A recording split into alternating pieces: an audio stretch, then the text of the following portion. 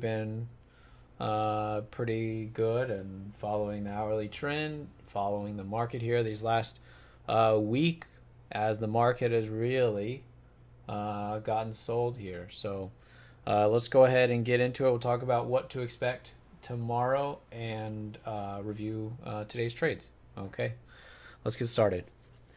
Good afternoon. This is Ifan from the Strategic Day Trader, and this is your market wrap for September 10th, 2020. SPY down 1.67 and Q's down just shy of 2%. Okay, coming into today. All right. I said over yesterday's high, we will be neutral because I don't think we'll be ready to be bullish, even though we are going to, it looks like if we do take out yesterday's high, we'll be trying to break this hourly uptrend. But what could happen is that we either run up or we gap up and then immediately get sold. So I want to be neutral until we get some follow through, until we pick a direction. Okay. And I thought for the most part in the morning that was pretty good because as we started off in the morning, we were kind of, chopping around, starting to move our way a little bit lower. Okay. And then eventually we got this kind of breakdown into the afternoon, putting us back to bearish. Okay. So, while I was always looking for what's going to happen when we rally back to the 20 here on the hourly, this eventually gave us our answer. We had to be a little bit more patient. I thought yesterday's sell setup was good enough for us to get follow through down. We just had one more kind of move up and then got the follow through. But the important thing is that we were in this downtrend on the hourly.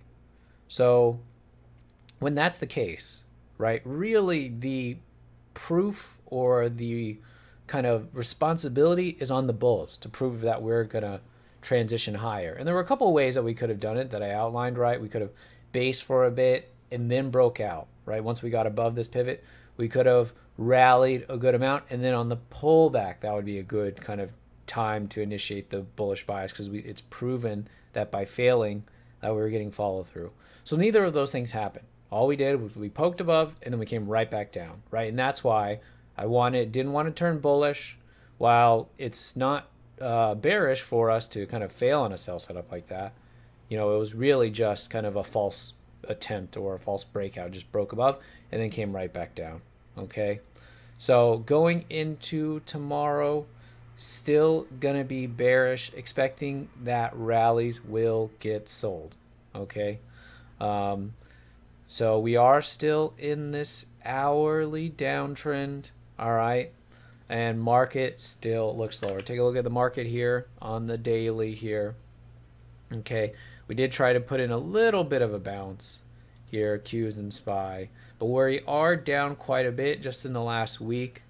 So wouldn't be surprised if we rest a little bit or even get a small bounce, but I'm expecting ultimately these bounces on the hourly to get sold. Okay, so yeah, we'll have to wait and see. I know, I've gotten some questions here. Okay, well, when do I set up, to move all the cash into the market, and what if we get to 310 or something like this on SPY, then should I go all in? We'll see when we get there.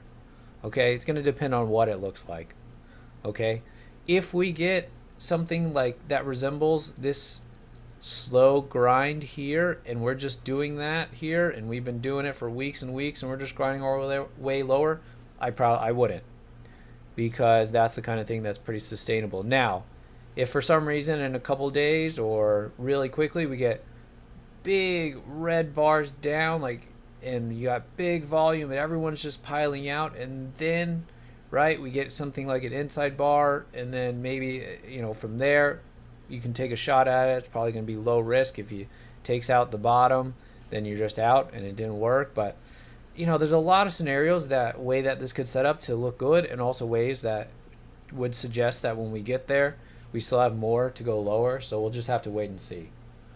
Okay, and we'll do it kind of day by day as we have been, and the hourly so far, is keeping us kind of on the right side of things here. I think the SPY even here didn't even really take that out so that high. So the SPY didn't really kind of do anything odd at all. Just kind of acted as we did. It was just the Qs that kind of gapped up a little bit, but before long, kind of before the end of the day, gave it all back and is now back at the low. So that's definitely bearish. All right, let's go over today's plays here. Now, if you play breakouts, then this will be really, I think, useful for you. Something that for those of you that have my management plan, I show it in the room quite often, try to show you how it's applied anytime I take a play, or anytime I play a breakout especially. We played this YRCW over this space here, okay? You can see that I was holding up pretty well. Market was pretty weak. Was holding up pretty well.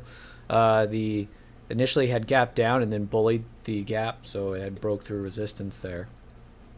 Okay, whenever you get a breakout where the volume, you get a big increase, and the range, you get a big increase, you want to be careful of a breakout failure. Okay.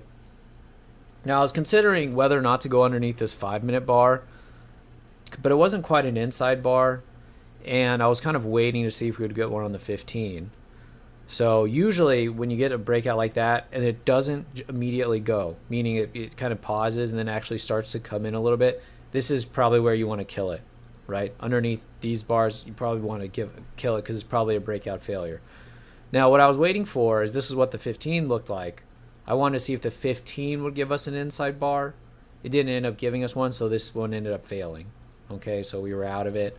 As soon as it broke under 50, we were out of it, and just didn't work. Okay, breakout didn't work. So what it should look like, okay, and I know some of you took the agent with me, what it should look like is that when it does the breakout, okay, you can see, I'm going to remove this so that's easier to see. Now this actually was a wide range green bar at some point, okay, and see how the volume kicked up again here on this, basically breaking out over this area here, this base that I was setting up. A rising 20 catching up here. This is the simple moving average, by the way. I got a question about that. It's just the simple. You can use exponential. It doesn't matter. Either way is fine. I don't have anything against the exponential. It's just a way to help you kind of interpret price more easily and what direction it's moving. So either one is fine. And you get this inside bar here. Then you want to trail. And that's why I told the room to trail it under that. Because if it takes that out, it's not going to work. Because if it is going to work, this is what it should look like. You see that? How it just keeps, then from there it just keeps on going. Then you're fine. Okay, and I think this was target one anyway. Okay, so then you're fine. So you want to make sure that if you get a breakout and you get this big volume come in and you get an inside bar, you can trail that inside bar, because usually if it takes it out, it's not going to work. Okay, so if you play a lot of breakouts, you've probably seen that. You probably noticed that especially when volume and range, the size of the bar, both kick up at the same time, you kind of have to be careful on the play. You have to protect against it. Now on the YRCW, like I said, on this one, I was waiting for the 15, so I didn't kind of do it on this one, which is, I don't know, I'm fine with that. I made a decision, and I wanted to see if we got an inside bar. We didn't, so I had to take a stop on this. But that's fine. I mean, I made that decision, and I knew it was a bit of an issue. But I thought it was the right decision to make at the time. But I think, yeah, the agent, by comparison, you can see what they're supposed to do, right? And why, when you get that volume all of a sudden spike up along with the range, you got to be careful, okay? All right, so, yeah, those are the only two plays for me today.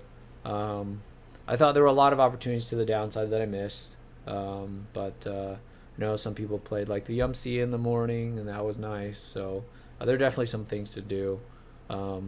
But we'll be back at it tomorrow to finish out the week. Going to be bearish going into tomorrow. Okay? All right. I'll talk to you then. Have a good rest of your day.